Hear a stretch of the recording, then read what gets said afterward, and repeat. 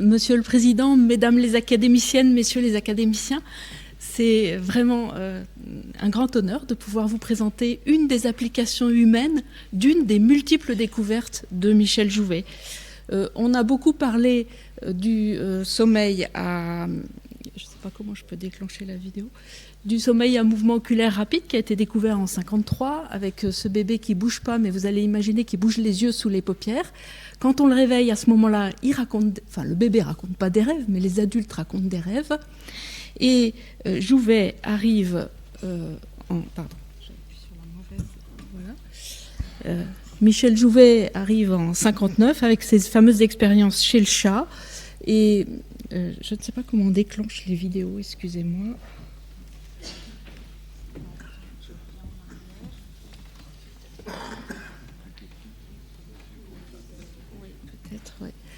Et donc, s'aperçoit qu'il y a une période pendant laquelle le chat dort, comme vous voyez, complètement étalé sur le côté, sans la posture qu'il a en sommeil lent de sphinx, avec des petits mouvements, vous voyez, des extrémités, des moustaches, des oreilles.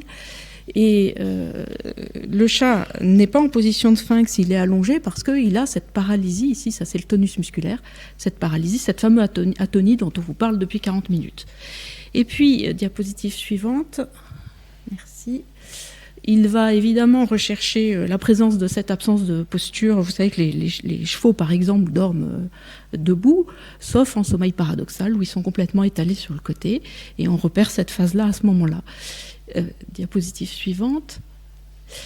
Il va donc essayer d'invalider cette paralysie, de trouver où est le verrou. Il va faire des lésions successives, comme Pierre Hervé a expliqué, pour identifier finalement une seule toute petite région dans le tronc cérébral ici, qu'il va appeler périlocus cérulus alpha. On va lui donner plein de noms, mais en gros, c'est le verrou qui nous empêche de bouger en sommeil paradoxal. Et diapositive suivante. Il va détruire ce verrou, montrer des chats qui extériorisent les rêves. Diapositive suivante. Alors, je ne vous montre pas un chat, mais un chien, parce que les chiens sont très peu paralysés en sommeil paradoxal, enfin certains. Vous avez tous vu ces chiens qui sont étalés sur le côté, qui bougent les pattes comme s'ils couraient les lapins. Et puis ce chien-là, il n'est quand même pas très bloqué en sommeil paradoxal. Vous voyez qu'il commence même à aboyer et à se cogner contre le mur. Prouve qu'il est vraiment... On en trouve plein sur Internet, vous pouvez regarder, les jeunes, vous savez faire. Alors, il va regarder tous les comportements, les décrire, il fait de l'éthologie. Hein. Le chat commence par lever la tête, et puis il fait beaucoup d'exploration. Il y a de l'attaque, des sursauts, des mordillements. Il se lèche aussi, il fait sa toilette. Bref, des rêves de chat. Il va appeler ça les comportements oniriques. Et puis, ça va rester connu surtout de quelques scientifiques, un peu des Français, et pas tellement des médecins. Et puis, diapositive suivante, voilà qu'en 86, on est 21 ans après, des patients consultent dans un laboratoire du Minnesota parce que la nuit, ils tombent du lit, ils ont des fractures quelquefois, et ils crient, et le conjoint parfois peut prendre des coups. Carlos Schenk, qui décrit ce trouble nocturne, s'aperçoit en enregistrant les personnes que ça ne survient pas en sommeil lent comme le somnambulisme, mais que ça survient en sommeil paradoxal. Et il va reprendre les travaux de Michel Jouvet et dire « ça y est, on a trouvé chez l'homme ce que Jouvet avait créé chez le chat ». Très rare en science qu'une maladie soit découverte après que le modèle animal ait été fait 20 ans avant. Alors, diapositive suivante, qu'est-ce qui arrive à ces hommes ? Eh bien, ils rêvent qu'ils boxent, par exemple, dans leur sommeil, mais ils le font en réalité dans le lit, ce qui peut poser des problèmes. Ce sont des gens assez âgés, en général, de plus de 50 ans, qui font cela. Et diapositive suivante, sommeil paradoxal, vous reconnaissez l'activité θ, les mouvements oculaires, le tonus musculaire devrait être plat, et il y a des moments où il est restauré, et c'est dans ces zones de restauration que les hommes ont ces comportements. Diapositive suivante. Alors, on va la déclencher, si vous permettez. Cet homme fait un rêve médiéval où il traverse la France à cheval, et puis s'endort dans une auberge, et là arrive un sarrasin par la fenêtre, qui va l'attaquer, et lui trouve un fléau à blé dans son rêve pour se défendre. Alors, on n'a pas le son, mais il crie aussi. Hein, et vous vous doutez bien qu'un conjoint ne peut pas dormir avec une personne qui vit cela. Et on a vraiment un rêve en acte qui apparaît. Alors, c'est une maladie. Ça peut durer un petit moment, hein, vous vous en doutez. On va l'appeler chez l'homme le REM Sleep Behavior Disorder, RBD, trouble comportemental en sommeil paradoxal. On ne l'a pas appelé comportement onirique parce que vous savez qu'il y a d'autres moments où on extériorise un peu nos rêves, par exemple quand on parle en dormant ou quand on est somnambule, et ce n'est pas forcément un sommeil paradoxal. Mais c'est l'équivalent de ce qu'a fait le petit rat tout à l'heure ou le chat tout à l'heure. Diapositive suivante. Alors, grâce à Jouvet, eh bien, on s'est dit il faut aller chercher dans ce locus subcéréleus, ce locus périalpha, s'il y a des lésions chez l'homme. Alors chez l'homme, pour trouver des lésions, il faut que les hommes qui ont ce problème-là fassent don de leur cerveau après leur mort. Et on a pu trouver dans cette région-là des neurones anormaux qui contiennent des inclusions qui suggèrent que les neurones de ce verrou sont abîmés. Diapositive suivante, c'est quand même mieux quand on le fait in vivo, quand les hommes sont encore vivants, sauf qu'il faut le trouver, ce petit noyau, le voir, et grâce au progrès technique, finalement, avec les nouvelles IRM de l'Institut du cerveau et des marquages à la neuromélanine, on arrive à identifier ce verrou. Vous avez ici une coupe horizontale du tronc cérébral, c'est le pont ici, le 4e ventricule, le cervelet, et là, ces petits points blancs, c'est des neurones qui sont sensibles, qui contiennent des pigments à la neuromélanine et qu'on arrive à voir in vivo, chez l'homme vivant, chez nous tous. Et c'est ça qui nous empêche de bouger en sommeil paradoxal. Comment on le sait ? Parce que quand on prend des sujets qui ont ce trouble comportemental nocturne, vous voyez que les petits points blancs ont presque disparu. Les cellules ont été perdues. Et ça, on a pu le faire, on doit le dire, grâce au prix que nous a donné l'Académie des sciences en 2012. Diapositive suivante, vous voyez, c'est utile. Alors... nous aussi on espère. Et donc on pense que c'est ce noyau-là parce que plus on perd de neurones en IRM, plus on perd d'atonie en sommeil paradoxal, ce qui suggère une relation de causalité. Diapositive suivante. Alors, mauvaise nouvelle, si on commence à avoir des comportements agités comme ça, à crier la nuit après 50 ans, Carlos Schenk a montré en 86 que ceux qui faisaient ça la nuit développaient, vous voyez, quelques années après, 38% avaient développé une maladie de Parkinson, un peu plus tard 65%, en 2008 80%, en 2013 92%. Et cette première découverte sur les 29 premiers patients, diapositive suivante, a été confirmée sur de nombreuses séries. Nous avons mis en commun tous nos patients sous la houlette de Ron Postuma au Canada.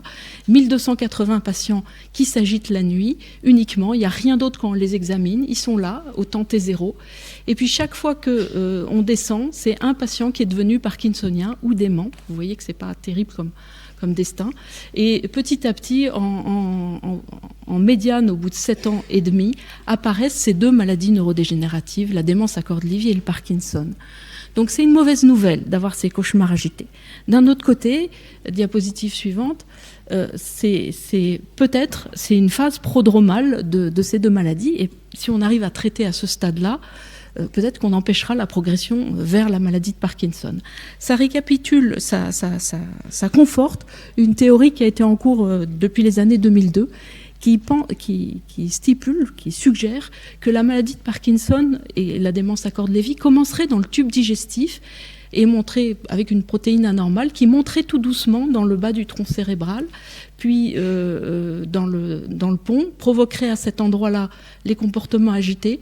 Et puis, quelques années après, la protéine anormale monte et vient contaminer, on retrouve ici le profil, la substance noire avec le syndrome parkinsonien qui apparaît. Diapositive suivante. Alors effectivement, il a probablement raison. Vous avez ici, toujours à l'ICM, un patient témoin, c'est sa substance noire qu'on a contourée en bleu ici, un sujet normal, et puis un sujet du même âge qui a déjà ses comportements agités, mais aucune maladie de Parkinson. Et vous voyez, c'est comme un coussin qui a rétréci, il y a moitié moins de neurones, si vous voulez, dans cette région. Alors, ces comportements oniriques du chat, chez l'homme, on sait que c'est maintenant un stade prodromal de la maladie de Parkinson.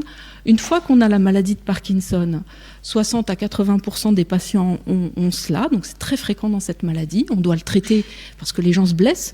À la différence des chats, les hommes qui font ça la nuit ont les yeux fermés et donc ils tapent le mur, ils tapent la lampe de chevet et ils se blessent. Et puis ils ont d'autres signes quand on les examine bien qui évoquent du pré-Parkinson, l'odorat abaissé, il commence à y avoir des petits troubles de la mémoire. Et la bonne nouvelle, c'est qu'on commence à avoir en essai clinique des médicaments pour empêcher cette protéine anormale de passer de la zone qui verrouille les rêves à la zone qui provoque le Parkinson. Ils arrivent et ces patients-là sont les premiers candidats qui vont les tester. Diapositive suivante. Alors, ça, c'est une maladie qu'on traite. C'est un espoir pour soigner la maladie de Parkinson avant qu'elle n'apparaisse. Mais si on réfléchit à tout ce qu'a suggéré Jouvet, c'est un modèle pour voir qu'est-ce qui se passe pendant nos rêves. Et un exemple, la motricité en rêve. Diapositive suivante. Voilà un de nos patients qui nous raconte, un patient parkinsonien qui a des cauchemars agités, que la nuit dernière, il a été attaqué dans son rêve par des caïmans et il se défendait avec sa pagaie en criant « il y a des caïmans, il y a des caïmans ». Et dans la réalité, sa femme dit que il avait attrapé la table de nuit en chaîne, il la brandissait au-dessus du lit en disant « il y a des caïmans, il y a des caïmans ». Jusque-là, vous avez typiquement le rêve en acte. Ce qui nous a surpris, c'est que le patient en question était incapable, à cause de l'avancée de sa maladie de Parkinson, de crier, de parler correctement ou de brandir la table en chaîne. Ce qui suggérait que transitoirement, pendant ces comportements, sa maladie de Parkinson avait disparu. Autrement dit, sa motricité était restaurée. Diapositive suivante. À partir de cet exemple, nous avons posé la question à 100 couples. Est-ce que la nuit, quand votre époux crie ou se débat, est-ce qu'il a une voix plus forte qu'en éveil? Est-ce qu'il a des mouvements plus rapides qu'en éveil, même quand il prend ses médicaments à base de dopa? Et vous voyez que sur 53 qui avaient ces comportements nocturnes, tous avaient une amélioration, soit de l'intelligibilité de la parole. Vous savez que c'est très... En Parkinson, il y a un peu d'hypophonie, hein, on entend moins bien les gens. La rapidité des mouvements, leur force, il y a même une force colossale dans ces comportements nocturnes. Et l'expression faciale, qui est un des premiers signes de Parkinson, hein, vous avez une expression faciale qui devient moins riche, reprenez une richesse fabuleuse la nuit. Alors, il reste à trouver, et on commence à s'approcher, qu'est-ce qui provoque cette disparition, quelle est la voie motrice, qui est relativement élaborée, ils font des choses très élaborées, qui fonctionne en sommeil paradoxal, pour la remettre en route dans la journée, puisque ça veut dire qu'on a une ressource de soins en nous-mêmes, on a un autre circuit qui marche. Diapositive suivante. Le deuxième apport, c'est que quand on demande à un patient qui vient de combattre, de bouger dans son lit, de raconter son rêve est cohérent, l'histoire qu'il raconte, dont il se souvient, quand il s'en souvient, est cohérente avec la série de comportements qu'on a vus avant. Seulement, si je vous demande ici, est-ce que vous vous souvenez toujours de vos rêves? Il y a plein de gens qui vont me dire, pas toujours et pas souvent. Diapositive suivante. Dans la population générale, il y a à peu près 6% de la population qui dit « moi je rêve pas ». J'ai jamais rêvé de ma vie, du tout, vraiment jamais, pas beaucoup, 0,38%, ça fait quand même un nombre colossal de personnes. Et quand on les compare, eh bien, ils ont le même âge, la même clinique, le même aspect du sommeil paradoxal ou du sommeil en général que les gens qui se souviennent des rêves. Alors, est-ce qu'ils ne rêvent pas ou est-ce qu'ils s'en souviennent pas? C'est difficile de répondre à cette question. Le rêve est une expérience intime. Et si on ne s'en souvient pas, mon Dieu, eh bien, on peut essayer d'y répondre avec ce trouble comportemental. Et il a fallu plus de 5 ans de recherche dans le service, avec 289 personnes qui extériorisaient des comportements la nuit, pour trouver parmi eux des vrais non-rêveurs. Les non-rêveurs sont très rares, et donc sur 289, nous en avons trouvé 8, dont 4 qui n'ont jamais rêvé de leur vie et 4 qui ne rêvent plus depuis 10 ans. Leur sommeil, leur mémoire est pareil que ceux qui se souviennent de rêves et qui extériorisent des comportements. Ils sont tous capables d'avoir des représentations d'images mentales, ils n'ont pas d'aphantasie. On peut imaginer la tour Eiffel rose en fermant les yeux, hein, ils en étaient capables aussi. Diapositive suivante, et je voudrais vous montrer un de ces non-rêveurs. Est-ce qu'on peut déclencher la diapositive? Je n'ai jamais rêvé de ma vie. Alors on n'a pas le son, mais il commence à dire des noms d'oiseaux, parce que les gens sont assez vulgaires pendant qu'ils font cela. Et il va entamer une bagarre relativement élaborée, hein, et va détruire l'environnement de la chambre, hein, casser enfin bref, renverser tout. Et quand l'infirmière va rentrer dans la chambre, et qu'il va se réveiller, il va demander qui a mis le désordre dans la chambre. Et c'est lui. Donc, c'est indirect, évidemment, il a des comportements oniriques, il n'a jamais rêvé de sa vie. Ceux qui ont des comportements oniriques se souviennent de rêves isomorphiques avec leur comportement. Donc on peut penser qu'il a en tout cas des scénarios en tête, mais il ne s'en souvient pas. Diapositive suivante. Autre application de ce fameux modèle de Michel Jouvet, la direction du regard du rêveur. Diapositive suivante. Vous savez, on a dit au début, c'est la phase où on bouge les yeux. Donc les premières personnes qui ont vu ça se sont dit, les gens bougent les yeux sous les paupières parce qu'ils scannent les images de rêve, ils sont en train de les regarder. Et Bill Damon avait quelques corrélations. Quand on réveillait quelqu'un après une partie de tennis dans son rêve, on trouvait que les yeux avaient bougé de droite à gauche comme s'ils suivaient la balle. Et puis très rapidement, d'autres, vous savez qu'en science on est sûr que quand plein d'équipes ont essayé de vérifier, d'autres équipes ont montré que pas du tout. Il y avait des moments où il n'y avait aucune corrélation rétrospective entre la direction des yeux, quand on pouvait la voir sur nos enregistrements, et la direction du regard potentiel en rêve. Et puis les mouvements oculaires en sommeil paradoxal ne sont pas toujours conjugués, c'est-à-dire que chaque œil peut évoluer pour son propre compte. Alors à moins d'avoir un rêve par œil, il n'y a pas de focalisation, pas toujours. Et puis les fœtus et les aveugles, qui n'ont rien à voir, ont des mouvements oculaires en sommeil paradoxal. D'ailleurs, Jouvet n'aimait pas ce terme de mouvement oculaire rapide en sommeil de décrire ça comme du REM sleep. Il disait les taupes, elles n'ont pas d'yeux, elles ont du sommeil paradoxal, elles n'ont pas de REM sleep. Sauf qu'on ne peut pas répondre à cette question de la direction du regard en sommeil paradoxal avec juste les mouvements des yeux. Parce que mon regard actuel, il est la combinaison de la rotation de ma tête et du mouvement de mes yeux. Et en sommeil paradoxal, la nuque est paralysée, il n'y a pas de rotation de la tête. Donc on ne peut pas répondre, on était dans une impasse. Jusqu'à, diapositive suivante, que nous observions ce patient qui a arrêté de fumer il y a 5 ans et qui fume en sommeil paradoxal. Alors regardez-le, au-delà du fait qu'il fume l'oxymètre et pas de cigarette, il a l'air de regarder, vous savez, l'oculocéphalogérie, il a l'air de regarder la cigarette qu'il est en train d'écraser dans un cendrier fictif. Il va la jeter, je pense, et retourner sa tête ensuite, puisque c'est fini avec la cigarette. Donc on avait l'impression qu'il avait l'air de regarder dans la direction de ce qu'il était en train de faire en rêve. Ce qui suggérait, diapositive suivante, que les yeux pouvaient suivre le scénario. Alors pour répondre à cette question, on va poser des capteurs autour des yeux et prendre cet exemple-là, trouver des situations où si on l'avait fait dans la réalité, on aurait eu besoin des yeux. Comme par exemple d'envoyer un bisou à quelqu'un. Là, si on peut déclencher cette vidéo, vous avez quelqu'un qui fait une photo dans son rêve avec un iPad. Vous voyez, il y a un cadrage. Alors, ils ont les yeux fermés, on ne voit pas les yeux, donc on est obligé de les enregistrer avec des capteurs indirects. Diapositive suivante. Et ensuite, vous voyez, c'est les oculogrammes qu'on met autour des yeux. Diapositive suivante. Et donc, on a pu comme ça corréler la direction de l'action des bras ou de ce que la personne était en train de faire avec la direction de ses yeux. Alors, quand il y a une action dirigée, 56% s'accompagne de mouvements des yeux, mais pas toujours. Vous voyez que c'est jamais simple en science. Ici, c'est quelqu'un qui monte un escalier, une échelle, et donc il a la tête et les yeux qui se tournent vers le haut avant d'attraper le premier barreau, et ensuite il baisse la tête et les yeux vers son pied avant de poser son pied sur le deuxième barreau. Alors, c'est probablement pas aussi simple, et toujours grâce à Michel Jouvet, on sait que les mouvements des yeux ne suivent pas les images, mais les accompagnent. C'est co-dirigé par le tronc cérébral, mais en tout cas, quand c'est fait de façon cohérente. Diapositive suivante. Alors, dernière chose, on peut appliquer évidemment ce modèle du trouble comportemental à plein de choses, à l'apprentissage, etc. Mais je voudrais juste montrer une application sur le temps et l'espace en rêve. Diapositive suivante. Vous aviez vu notre monsieur qui combattait les Sarrasins. Quelque part, on devine l'image de son rêve. Là, on l'a représenté, mais on devine l'image de son rêve. Diapositive suivante. Alors, on va déclencher celle de gauche. Vous allez me dire ce que fait ce patient dans son rêve. Il a les yeux fermés.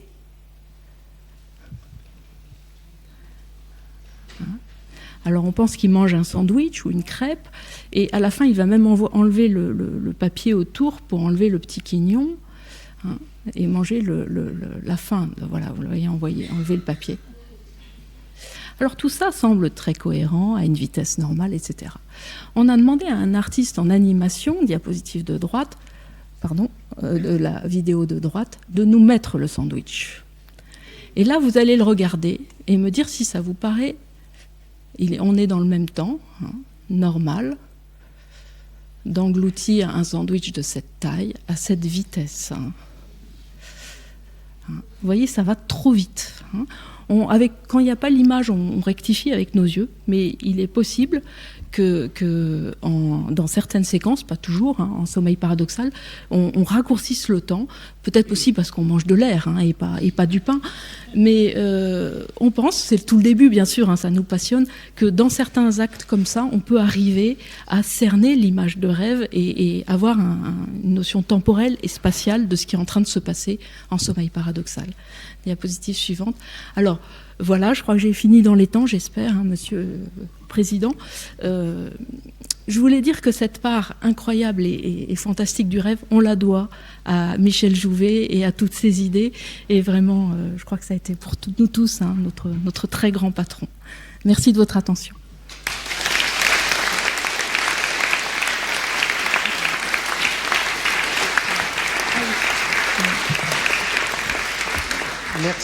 Merci beaucoup de ce superbe travail de recherche clinique qui est étayé, comme vous l'avez dit, par une découverte fondamentale qui a précédé finalement tous vos travaux et leur implication importante. Qui souhaite poser une question? Bernard Roch. Au cours de votre exposé, vous avez parlé à un moment d'une protéine anormale. Est-ce qu'elle a été caractérisée ? Oui, il s'agit de l'alpha-synucléine, qui est normalement une protéine normale, mais qui, sous des conditions qu'on ignore encore, s'agrège sous forme un isomère qui s'agrège sous forme de 3 morceaux, et du coup, la cellule ne sait plus l'éliminer. Et on pense depuis quelques années que quand une protéine atteint cette structure-là, elle est capable de contaminer les protéines autour de même structure et les agréger aussi de cette façon qui n'est plus éliminable, un peu comme le prion, vous voyez. Et c'est une des grandes hypothèses actuelles sur ces maladies neurodégénératives où cette protéine anormale, par changement de conformation, finit par contaminer les autres et détruire les cellules qui l'hébergent. Et par ailleurs, je voulais vous dire, ce que vous montrez, les mouvements quasi anormaux quand même, est-ce que c'est du somnambulisme hyperactif, en fait? Alors, le somnambulisme survient en sommeil lent profond. C'est un état dissocié. La partie postérieure du cerveau est réveillée, la partie antérieure endormie. Là, les mouvements qu'on montre, au début, on a l'impression qu'ils sont assez coordonnés. Mais quand on les examine finement, comme on a appris avec Yves Agide, ces mouvements sont un peu trop rapide, un peu comme du Charlie Chaplin, un peu saccadé, ce qui nous a fait suggérer qu'ils étaient effectués sans le lissage des ganglions de la base, qui fait que nos mouvements sont beaucoup plus fluides et moins saccadés. Ce qui suggère, s'ils disparaissent, si le syndrome parkinsonien disparaît pendant l'expression de ces mouvements, que les ganglions de la base ne sont plus à la manœuvre à ce moment-là, et que c'est une voie directe ou qu'ils sont court-circuités. Merci. Je peux me permettre de vous poser une question pour suivre un peu la question de Bernard Roch. Si on fait une relation phénotype-génotype, il y a un certain nombre de maladies de Parkinson qui sont dues à des lésions génétiques très spécifiques. Est-ce qu'on retrouve ces troubles-là? Autrement dit, est-ce qu'on pourrait, avec ce syndrome de trouble du sommeil paradoxal, est-ce qu'on peut retrouver ça dans d'autres affections qui donnent le Parkinson que le déficit en alpha-synucléine? Alors on l'a cherché, effectivement, grâce à tous ces patients de la Pitié-Salpêtrière. Il y a des Parkinson génétiques, vous savez qu'à peu près 15%, jusqu'à 15%, surtout juvéniles. Et en fait, il y a dans la famille des gens porteurs du gène qui n'ont pas encore la maladie. Et on a regardé si ce trouble-là précédait l'apparition. Et ce n'est pas le cas. Il faut vraiment que le Parkinson soit apparu et encore dans l'ARC 2 uniquement. GBA aussi. Donc vous savez qu'il y a plein de... Et donc, il y a des Parkinson génétiques sans alpha-synucléine et ils sont sans trouble comportemental en sommeil paradoxal. Nous avons le temps pour une autre ou deux questions. Oui, monsieur? Oui, c'est pour revenir dans la distinction entre somnambulisme et ces troubles du sommeil. Est-ce que vraiment le somnambulisme est indépendant du sommeil paradoxal ?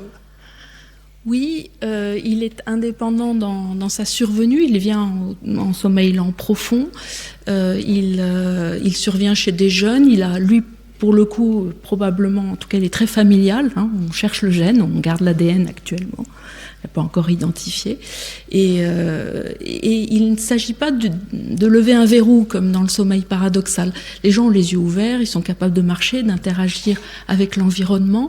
Ils mélangent à la fois la chambre et leurs images de rêve. Vous voyez, ils sont plutôt dans un état intermédiaire entre la veille et le sommeil. Alors que le trouble comportemental en sommeil paradoxal, les gens restent endormis, sont dans leurs rêves, ils sont dans d'autres contrées, hein, ils ne sont pas dans leur chambre, et ils ne voient rien, et ils restent généralement allongés, ils se mettent très peu debout. Vous voyez. Comment expliquer les actes dramatiques? Défenestration, hein, absolument, suicide entre guillemets, ou même attentat, hein, qui d'ailleurs, sur le plan judiciaire, pose énormément de problèmes. Oui, et il y a des comportements sexuels anormaux en somnambulisme. On en voit extrêmement peu en sommeil paradoxal. Jouvet avait déjà regardé, d'ailleurs, si les chats faisaient des comportements sexuels en sommeil paradoxal. C'est extrêmement rare. Par contre, en sommeil lent, chez les somnambules, on a effectivement des attentats sexuels. On a des personnes qui s'échappent. Et quand on réveille un somnambule, ce qui est difficile, hein, comme vous le savez, la plupart se rappellent de rien. Mais quand ils se rappellent de quelque chose, et nous l'avons montré, c'est en cohérence avec ce qu'ils ont fait. Et la personne ne va pas sauter par la fenêtre parce qu'il faut sauter par la fenêtre. C'est parce qu'elle, dans son rêve, elle est dans un incendie où il y a quelqu'un qui l'attaque. Enfin, généralement, c'est plutôt des malheurs qui leur arrivent en sommeil lent. Alors qu'en sommeil paradoxal, c'est plutôt des gens qui les agressent et les personnes contre-attaquent. Vous voyez, comme s'il y avait deux systèmes de simulation de la menace pendant le sommeil. Un plutôt de menace générale en sommeil lent et un de menace physique humaine en sommeil paradoxal. Peut-être qu'on simplifie trop, mais en tout cas, c'est ce que nous apprennent les malades. Voilà. Une dernière question de la part de Yves Agide. Isabelle, vous avez parlé du rêve, mais vous avez vu, je sais, beaucoup de patients parkinsoniens, notamment, qui sont parfaitement éveillés et qui ont des comportements tout à fait étonnants, comme s'ils avaient d'extraordinaires hallucinations. Est-ce que vous pouvez en dire un mot ? Oui, merci de cette question. On s'est aperçu que dans la maladie de Parkinson, il n'y avait pas seulement ce trouble-là de restaurer, de déverrouiller le système de l'atonie en sommeil paradoxal, mais il y avait aussi une capacité à avoir des rêves éveillés, c'est-à-dire des images qui se projettent ou des sons ou des sensations. C'est plus des images. Ils sont fous parce qu'ils hallucinent complètement. En réalité, ils dorment. Oui, alors ils ont les yeux ouverts et ils vont vous dire qu'il y a un chien qui est dans la pièce ou qu'il y a quelqu'un. Alors nos collègues américains ont des patients parkinsoniens qui ont tiré sur leurs hallucinations, comme ils dorment tous avec des colts. Et heureusement, ils n'ont tiré que sur le mur, mais nous sommes aperçus avec Yves Agide qu'en enregistrant ces patients dans la journée, ils avaient une rapidité à passer de l'éveil au sommeil paradoxal qui est d'aspect narcoleptique. Et donc ce qui suggère que les parkinsoniens avaient des lésions assez dans le même système que ce qui donne la narcolepsie dont Emmanuel Mignot va nous parler. Alors on a bien essayé en autopsie de trouver des choses sur ces neurones à hypocrétine. On a eu des tas de soucis, mais d'autres l'ont fait et ont montré que les parkinsoniens perdaient aussi une partie de leurs neurones à orexine, ce qui expliquerait ces rêves éveillés, qui ne sont pas de la folie, mais des images de rêves qui se projettent sur la chambre. Merci. Une ultime question de Pascal Cossard, et puis après. Moi, je voudrais parler des gens normaux et je voudrais savoir si tout le monde a des périodes de sommeil paradoxal et qu'est-ce qui régule ces périodes. C'est-à-dire, est-ce qu'on peut jouer sur ces longueurs? Est-ce que vous savez qu'est-ce qui régule ça? Est-ce que c'est, par exemple, la nutrition ou, Alors c'est plus pour Pierre Hervé, mais nous rêvons à peu près toutes les heures et demie, 3 à 5 fois. Enfin, nous faisons du sommeil paradoxal, il faut que je fasse attention. Jouvet disait toujours que c'était équivalent. Je vous rappelle qu'on rêve aussi en sommeil lent, c'est juste moins riche, moins émotionnel, c'est plus proche des pensées, mais on recueille des rêves en sommeil lent aussi. Et les phases paradoxales, en fait, s'allongent au fur et à mesure de la nuit chez les sujets jeunes, plus après. Et donc on va avoir des phases plus longues et des rêves plus longs sur le petit matin. J'ai envie de dire, faites la grasse matinée pour accéder plus à vos rêves.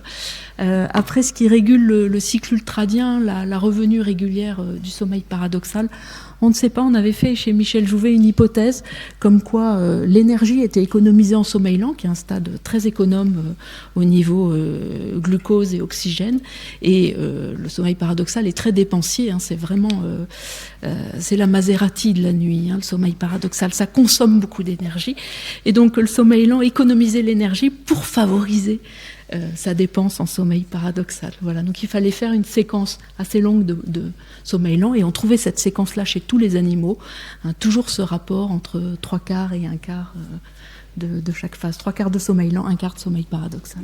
Donc il faut dormir pour faire du sommeil paradoxal. Voilà. Merci beaucoup.